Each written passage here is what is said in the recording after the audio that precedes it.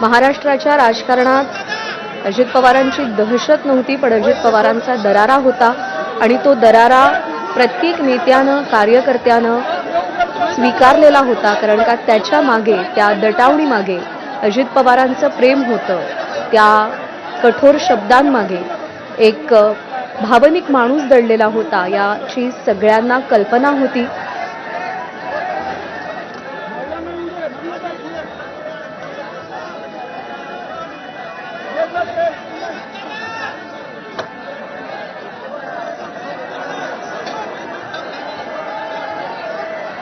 तर ही दृश्य सध्या आपण पाहतोय अजित पवारांच्या काटेवाडीच्या निवासस्थानाबाहेरची. अजित पवारांचं अंत्यदर्शन घेण्यासाठी प्रचंड मोठी जनसंख्या, प्रचंड मोठा जनसागर इकडे लोटलेला आहे आणि आता सगळ्यांच्या धीराचा बांध फुटलेला आहे. अक्षरशः भिंतींवरून उड्या मारत, गेटमधून प्रवेश मिळत नाहीये तर भिंतींवरून उड्या मारत लोक आतमध्ये प्रवेश करण्याचा प्रयत्न करतात. या सगळ्यांना थांबण्याचं आवाहन रोहित पवार सध्या करतायत. मिकी घई आपले प्रतिनिधी आपल्या सोबत आहेत. मिकी, लोक ऐकण्याच्या मानसिकतेत नाहीयेत, सगळ्यांना अजित पवारांचं अंत्यदर्शन घ्यायचंय. काय घडतंय नेमकं तिकडे? प्रज्ञा, अगदी अजित पवारांवर प्रेम करणारं हे काठेवाडी गाव आहे आणि या गावातील प्रत्येकाला अजित पवारांचे जे पार्थिव आहे त्याचे अंत्यदर्शन त्या ठिकाणी घ्यायचे आणि बंगल्याच्या बाहेर मोठ्या प्रमाणात या गावातल्या सगळ्या लोकांची गर्दी झालेली आहे.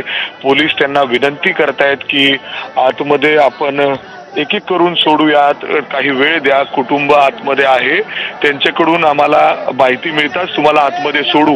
मात्र अजित पवारांचं पार्थिव आता आतमध्ये जाऊन जवळपास 15 मिनिटं झालेली आहेत आणि प्रत्येकाला असं वाटतंय की अजित पवारांचं पार्थिव जाऊन आतमध्ये बघावं, आतमध्ये जाऊन अंत्यदर्शन करावेत.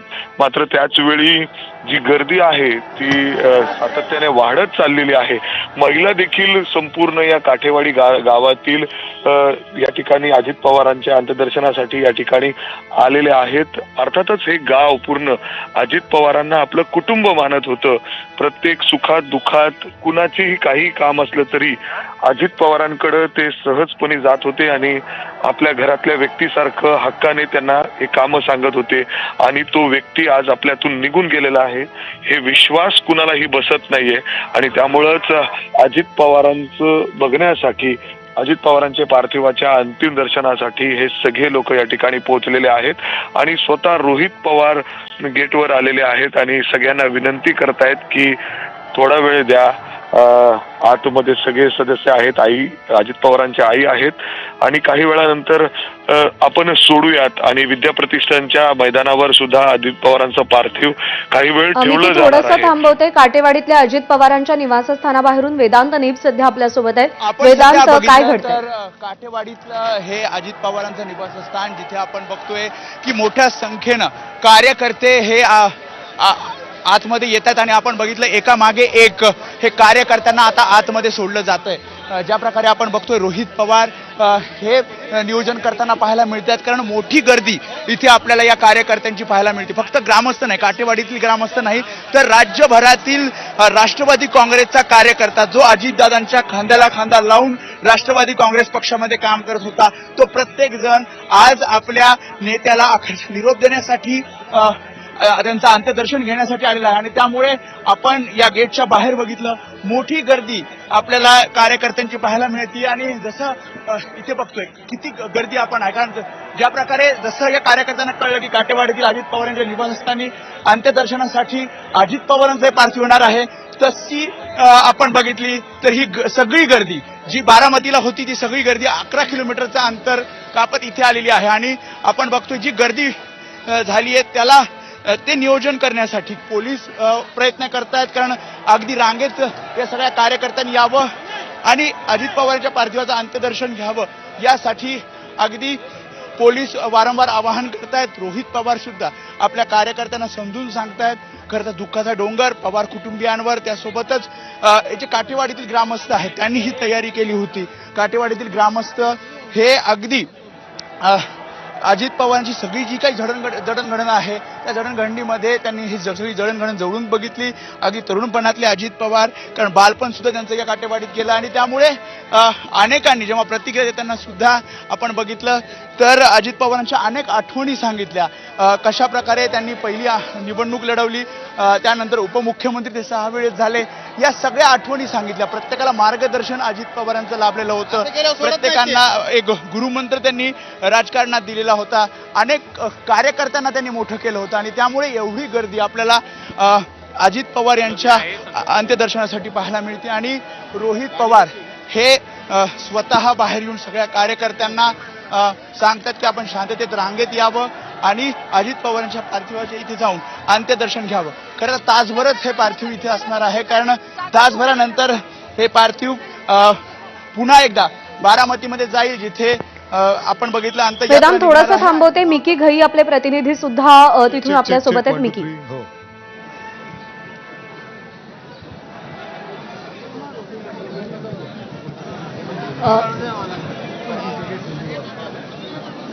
मिकी, जर माझा आवाज पोहोचत असेल तुझ्यापर्यंत प्रज्ञा, तर- अगदी हो, हो.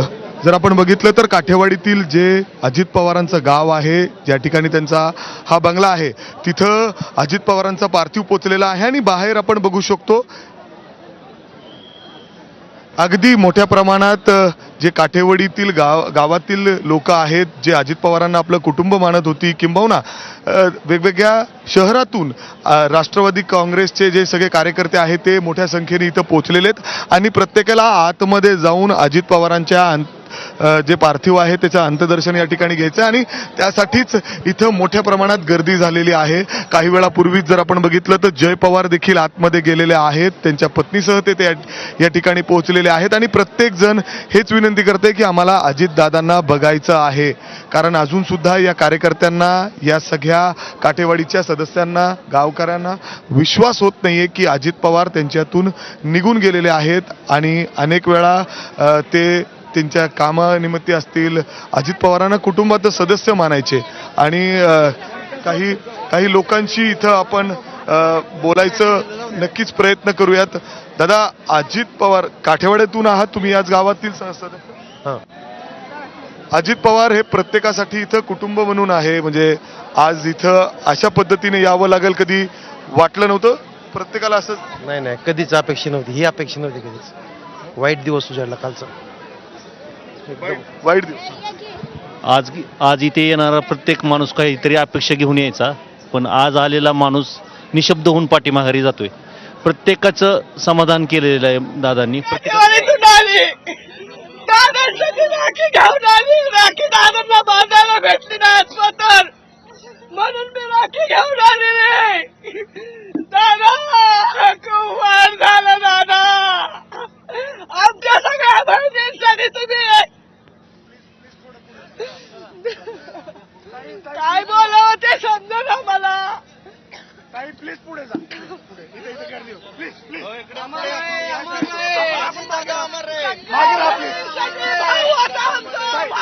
आमचा भाग गेला. पुढे चला, लेडीज पुढे चला, लेडीज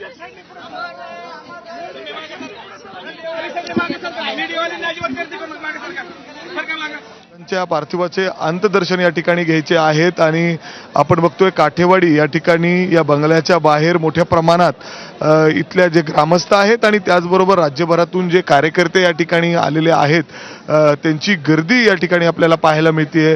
रोहित पवार स्वतः गेटवर आलेले आहेत, किंबहुना इतर कुटुंबाचे सदस्य देखील गेटवर आहेत आणि विनंती करतायत की हळूहळू आतमध्ये घेऊयात, अजितदादांना शिस्त आवडायची तेच शिस्तीचं पालन आपण करूयात, असं देखील आव्हान या ठिकाणी या सगळ्या कार्यकर्त्यांना आणि काठेवाडीतील ग्रामस्थांना केलं जात आहे. अर्थात अजित पवार या गावावर खास प्रेम करायचे, कारण अजित पवारांचं संपूर्ण लहानपण याच काठेवाडी गावामध्ये गेलेलं आहे. प्रत्येक जण या काठेवाडीतील अजितदादांना आपलं कुटुंबातील सदस्य म्हणून या ठिकाणी मानतं आणि त्यामुळंच आज अजित पवारांचं अशा पद्धतीने अपघाती मृत्यू झाल्यानंतर आज संपूर्ण काठेवाडीतील हे सगळे लोक त्यांच्या अंत्यदर्शनासाठी आलेले आहेत. आपण बघतोय गेटवर चढून पोलीस या सगळ्या लोकांना विनंती करतायत की हळूहळू तुम्हाला आतमध्ये सोडलं जाईल. जवळपास 1 तास अजितदादांचं पार्थिव या ठिकाणी ठेवलं बरोबर जाणार आहे. आहे आणि प्रत्येकाला प्रत्येकाच्या अंत्यदर्शन या ठिकाणी डोळ्यामध्ये आज घेता पाणी येतील. आहे आणि मात्र अजित तरी पवारांचं अंत्यदर्शन घेण्यासाठी प्रचंड मोठी गर्दी मी आई, ते इकडे राखी पाहायला राखी मी देणार आहे दादांना. पुढल्या वर्षी मला राखी बांधायला भेटणार नाही. तुम्ही दरवेळी यायचात, नाही दरवर्षी यायचात तुम्ही. येऊ. त्याच्यामुळे आपण बघतोय मोठ्या संख्येनं हे कार्यकर्ते इथे अगदी रांगेमध्ये, जसं आपण बघितलं की